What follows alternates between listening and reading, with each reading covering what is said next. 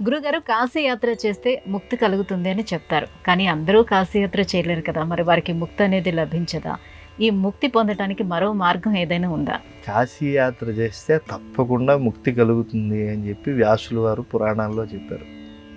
కాశ్యాయవస్త్యం త్యజతాం శరీరం. కాశీలోనే మన శరీరాన్ని మనం ఈ పాంచభౌతికమైనటువంటి వికారాలు కలిగినటువంటి దేహాన్ని విడిచిపెట్టాలి. ఇంక దానికి ఇంక వేరే పరిష్కారం ఏం లేదు. కాశ్యాయవస్త్యం త్యజతాం శరీరం. ఎవరైతే అక్కడ చచ్చిపోతారో శరీరినాం నాస్తి పునఃశరీరం, వాళ్ళకి మళ్ళా ఇంక శరీరమే ఉండదు. ఏది అస్తి ఒకవేళ ఉంటే అన్నారు ఎవరో అడ్డదిడ్డంగా, వాడు మళ్ళా శివుడే అవుతాడయ్యా అన్నారు. గరళం లలాటే విలోచనం చంద్రకళ. విలోచనం ఆయన మూడో కన్ను ఉంటుందట. చంద్రకళ ఆచమౌళే, ఆయన నెత్తిన చంద్రుడు ఉంటాడట. శివుడు నెత్తిన చంద్రుడు అంటే ఏమిటి? ఒకడి కంఠంలో గరళం ఉండి ఒకటి నెత్తిన చంద్రుడు ఉండి వాడికి మూడో కన్ను ఉంటే వాడు శివుడే కదా. శివుడికి కాకుండా ఇంకొకళ్ళకి ఉండదు కదా. కనుక కాశీజచ్చనేని కలుగదు జన్మంబు కలుగనేని నుదుట కలుగు కన్ను శిరముతోడ చిన్ని సిరితోడ పుట్టు కంఠమున వెలయు గరళ చిహ్న. కాబట్టి మనం ప్రతిరోజు కాశీ చేసుకోవాలి. మనం ఉన్నటువంటి ప్రాంతాన్నే కాశీ చేసుకోవాలి.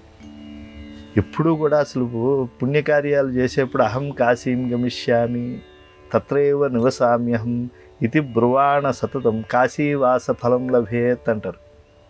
అంటే నేను కాశీకి వెళ్ళాలనుకుంటున్నానండి అని చెప్పి ఎప్పుడప్పుడు ప్రయత్నపూర్వకంగా కాశీకి వెళ్ళాలి. ఒకవేళ వెళ్ళలేకపోయాం, నేను వెడతాను అని అంటూ ఉండటం వల్ల వెళ్ళిన పుణ్యం వచ్చేస్తుంది. అది మళ్ళీ ఇంకో క్షేత్రానికి లేదు ఈ ఫలశ్రుతి, కేవలం కాశీకే ఉంది. కాబట్టి ఎప్పుడూ కూడా నేను కాశీకి వెళ్దాం అనుకుంటున్నానండి అంటూ ఉండాలి. అయితే పెద్దలు ఇంకో మార్గం చెప్పారండి, చాలా గొప్ప మార్గం చెప్పారు. మీరు ఎక్కడున్నా కూడా శివాలయం లేకుండా ఉండదు కదా. లేదా మృత్తికతోనో శైకితో అంటే ఇసుకతోనో చిన్న లింగం చేసుకోవచ్చు కదా. ఆ విశ్వేశ్వరోయం, ఆయన మనం అభిషేకం చేసేటువంటి మనం పూజించేటువంటి ఆయన కాశీలో ఉండే విశ్వేశ్వరుడు ఈయనే అని అనుకోండి. విశ్వేశ్వరోయం వృషభధ్వజోయం వారాణసీయం మణికర్ణికేయం ఇయం పురీ వ్యాస నివాస భూమి ఏం చ గంగా అఖిల పాపభంగా. మనం నీళ్లు పోసుకునేటప్పుడు ఆ పోసుకునేటువంటి నీళ్ళే మణికర్ణికలో నీళ్ళు అనుకోవాలి.